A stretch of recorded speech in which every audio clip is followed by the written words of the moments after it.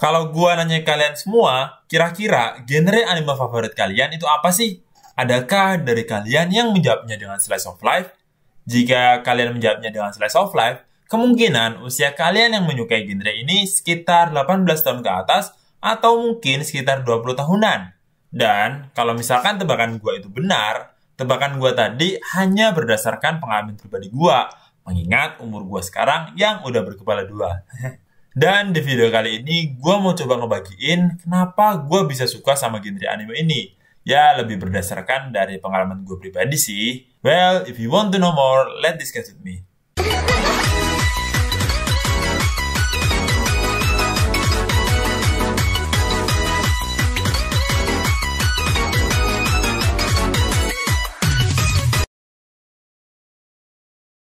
Oke, anime bergenre slice of life. Bisa aja gue bilang kalau kepopuleran anime genre ini nggak bisa seperti anime genre action kayak Chainsaw Man atau Attack on Titan, yang bahkan orang non-wibu pun atau orang yang tidak suka anime bisa sedikit tahu menahu mengenai anime tersebut.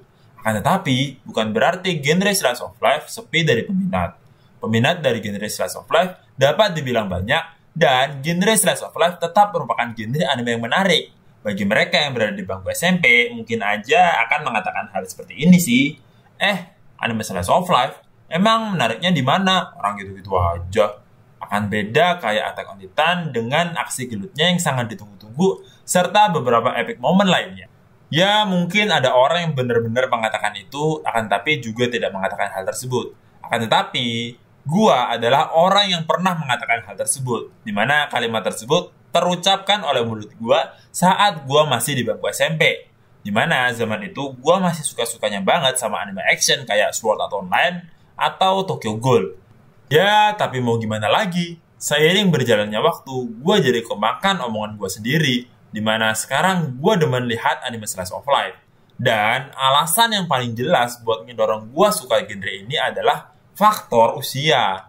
Di usia yang bisa dibilang mulai adanya beban pikiran, anime slice of life datang sebagai sarana pelepas penat dari lelahnya beban pikiran, di mana anime slice of life memberikan kesederhanaan cerita yang bisa dinikmati dengan santai, tanpa harus merepot memikirkan beberapa detail penting atau alur cerita dari suatu anime, seperti teori ini dan teori itu, atau plot hole cerita yang masih belum terjawabkan. Dalam anime slice of life, kita sebagai penonton hanya cukup duduk manis dan menikmati sajian cerita sederhana yang damai tanpa adanya konflik, dikarenakan di kehidupan nyata sudah terlalu banyak konflik. Dan genre slice of life biasanya muncul berbarengan dengan genre komedi, dikarenakan jika tidak ada unsur komedi di dalamnya, anime slice of life akan terasa lebih kering kalau menurut gue pribadi ya, dimana dengan adanya genre komedi, kita dapat lebih rileks ketika menonton anime slice of life dengan hanya perlu tertawa dari tingkah konyol yang dipertontonkan dalam anime tersebut. Selain genre komedi, anime slice of life juga dapat bergandengan dengan genre fantasi yang menceritakan suatu kehidupan damai yang ada di dunia fantasi seperti anime Slime Tao Shite 300 Nen atau Kobayashi no My Dragon. Jujur aja, untuk anime Kobayashi, gue sebenarnya udah tahu sejak SMA. Cuma waktu itu gue masih ngeremehin sama anime yang satu ini nih, karena kesannya yang aneh menurut gue waktu itu.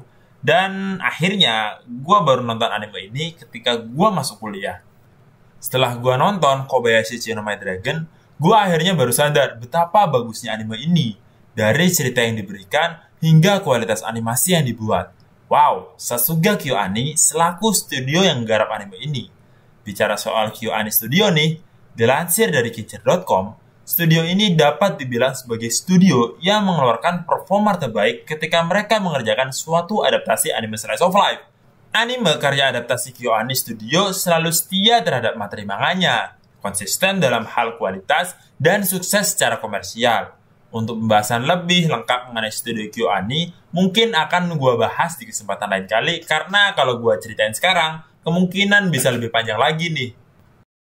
Yap, kita tadi sudah sempat membahas di mana slice of life dapat melepas penat dari beban pikiran. Selain itu, terdapat manfaat lain di mana anime slice of life juga dapat sebagai penggambaran suatu komunitas dan hobi. Beberapa orang menyukai jika hobi mereka ditampilkan di suatu media seperti film dan tayangan televisi. Contohnya nih, yang paling deket aja dengan kita adalah Mancing Mania yang pernah kita lihat dulu di acara televisi, di mana orang-orang yang suka memancing pasti akan seru menonton Mancing Mania yang ada di televisi.